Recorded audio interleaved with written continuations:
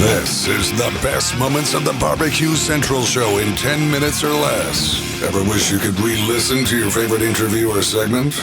Do you enjoy hearing older shows for the first time in years? Then the best moments of the BBQ Central Show in 10 minutes or less is just what you need. Thanks for listening and enjoy the show. That's right, it is just what you need. I'm John Solberg, your host for the best moments of the BBQ Central Show in 10 minutes or less. And this episode is being brought to you by The Butcher Shop, purveyors of highly sought-after 100% Australian non-crossbred Wylara 9 Plus briskets, and as always, handpicked just for you.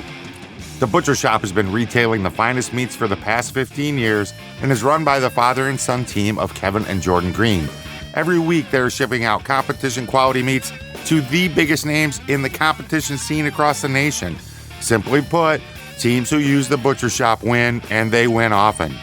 Not a competitor, but still have an eye for the finer cuts in life? Great news! The Butcher Shop is shipping some of the finest prime, dry-aged, Australian Wagyu, and Japanese Wagyu steaks to people just like you and me who aspire to be the kings and queens of their cul-de-sac. The Butcher Shop always has Berkshire, Compart Duroc, Allegiance Duroc, and Prairie Fresh all-natural pork in stock, and again, it's always handpicked for you. You might be saying to yourself, John, all this sounds fantastic, but what about some exotic stuff? Well, rest easy knowing the Butcher Shop will get you your next elk steak or camel roast out promptly. Yes, that's right, they've got camel. Let's review. The best competition briskets, check. The best pork selection, check. Giving you a better overall option to cook at home, check. So give the Butcher Shop a call today, 850-458-8782. That's 850-458-8782. Mention the BBQ Central Show for 10% off your entire order each and every time. You can also interact with them on their Facebook page, facebook.com/thebutchershop. Shop is spelled S-H-O-P-P-E. The Butcher Shop, home of the 100% Australian, non-crossbred Wylara 9 Plus briskets. And here's what's going on in today's show. We're going back to October 27, 2015. Greg's going to catch up with Kosmo, Q pitmaster himself, talk a little barbecue, talk a little SCA. Let's go into it. Here we go.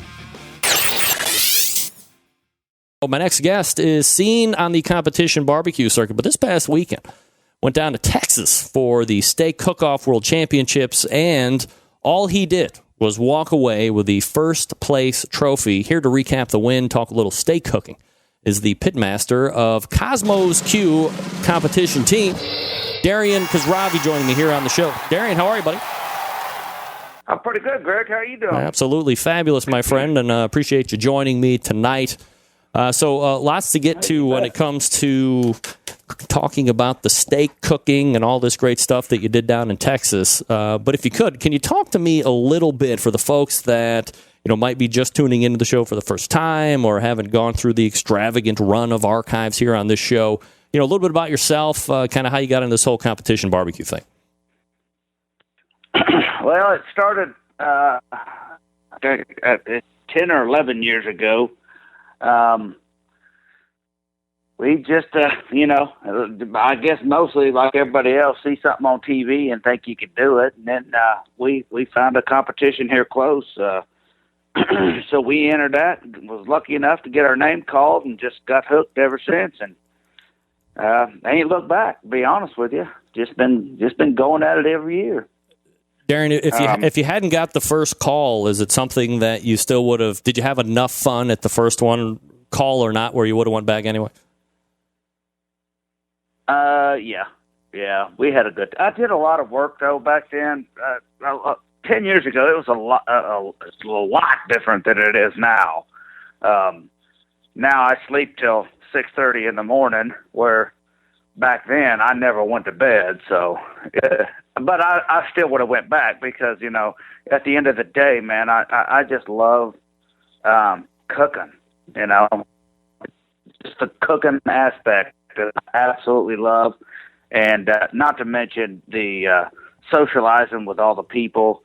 And now over 10, 11 years, it's become a family. So I look forward to seeing my family members on the weekend and just catching up and hanging out and cooking some barbecue. Let me ask you a quick question. When you look at it 10 years ago, 11 years ago, as you said, you're up all night and there was a lot more, I guess, quote unquote, work or labor involved than you're doing now. Was it a different product back then? Is it one that can compare to what you're doing now, or are they completely two different worlds? In my opinion, they're two different worlds. With the evolution of the barbecue, products, the injections, rubs, marinades, soaks. Back then, they were around, but they weren't near as refined as they are now. And not to mention the equipment has gotten a lot better. We've learned a lot, so the whole evolution of barbecue, in my opinion, has shifted forward. Not to take anything away from, guys that were doing it back then, because if it wasn't for them, we'd never be where we're at. Darian Khosravi joining me here on the show from Kosmo's Q. We're going to go ahead and take a look back at the steak cook-off this past weekend down in Texas.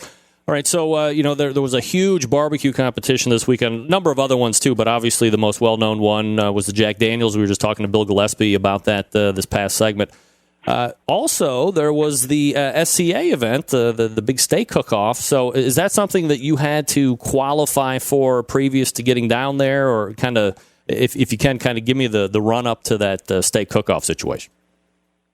Well, unbeknownst to me, I thought, to be honest with you, I really didn't know much about it. We were actually going to meet the boatwrights up at a competition, but we couldn't get in, so we said, we found a steak competition, and we went to it, and we was lucky enough to meet, Dustin and Joe, the reigning world champions of the last 2 years, and just got to talking with them and the birds from down in Texas, and golly, there's a bunch of them, BBQ, just a bunch of guys, and we just got to talking, and I'll be honest with you, I didn't know that there was this whole world of steak competition. That is, realistically, it's as much fun as barbecue, if not more sometimes. And that's only because of the aspect of you don't have to do it's not nearly as labor intensive as barbecue is. But I didn't know. So we got to talking to them guys, and, there was other barbecue competitions around here close. And I mean, we was looking at our schedule, and I'm like, well, I don't want to travel 500 miles if I got, a steak competition that's, an hour from my house. So we got to doing a couple steak competitions and, just filling the gaps in between barbecue. And I still didn't know that I had qualified, or I didn't qualify on a week, because there's 2 ways you can qualify to go to the World Championship. And that's one, you have to be one of the top-ranked teams in the point standing, or have to win a competition. And we were just learning it, figuring it out. I think we only did like 5 or 6 of them.